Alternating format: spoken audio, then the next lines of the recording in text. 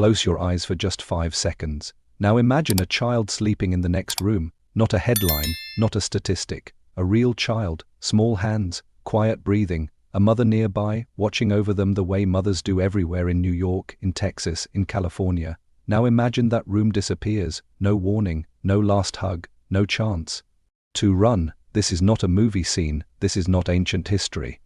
This is Gaza, and this is now. As a Muslim, I feel this pain deeply. But let me be clear, this is not a Muslim story. This is a human story. And if you're watching this in the United States, this story involves you too, because when children die in Gaza, the world hears numbers, but mothers hear silence, a silence where laughter used to be, a silence where a child's name will never be called again.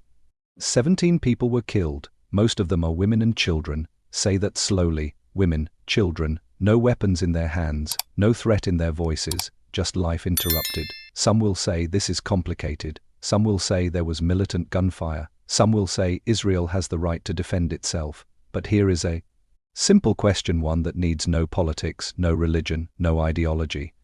When did defending yourself start meaning burying children? In America, we cry when one child is harmed, we hold vigils, we light candles, we say never again. So why does empathy stop at borders? If this child were American, the world would stop. If this mother spoke English, her tears would go viral. If this family lived under your flag, justice would be demanded immediately.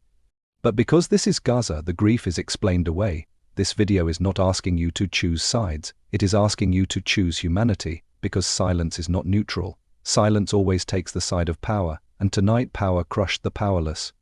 Let me tell you what the cameras rarely stay on long enough to show. They don't show the mother who keeps whispering her child's name, even after she knows the child is gone. They don't show the father standing outside an overcrowded hospital, praying someone made a mistake. They don't show the small shoes left under the rubble because who films shoes? In Gaza, hospitals are not just hospitals. They are shelters, they are last hopes, they are places where doctors choose who might live not because they want to, but because they must. And when the news says hospital officials reported, remember these officials are people who just lost neighbors, cousins, sometimes their own children. This is not about denying Israel's right to exist. This is not about attacking Jewish people. This is about holding power accountable when civilians pay the price. America understands this better than most. You have debated war. You have questioned military actions. You have asked whether the force went too far. So ask it again. Ask why ceasefires keep breaking and children keep dying. Ask why accountability is always delayed. Ask why Palestinian grief must first prove itself before it is believed. When a single Israeli soldier is wounded, it is rightfully reported. But when 17 Palestinians die, mostly women and children, it becomes background noise. This imbalance is not security, it is dehumanization, and dehumanization is how tragedies repeat. You don't have to hate Israel to say this is wrong. You don't have to support Hamas to mourn a child. You don't have to be Muslim to feel this loss.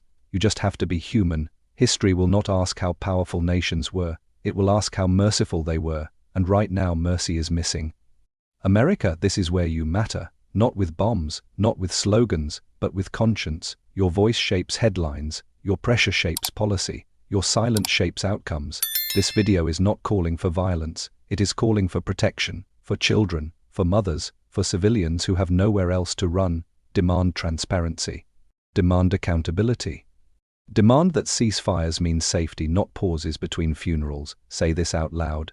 Children are not collateral damage. Say it until it becomes policy. Say it until it becomes law. Say it until no parent has to identify a child by clothing. As a Muslim, I grieve.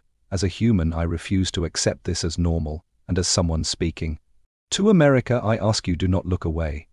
Because one day history will ask where you stood, and I didn't know will no longer be true. If this video made you uncomfortable, good. Comfort has never saved a child. Empathy has. Courage has. Speaking out has. Let the world hear that American hearts still beat for justice, not selectively but universally. For Gaza, for every child, for every mother,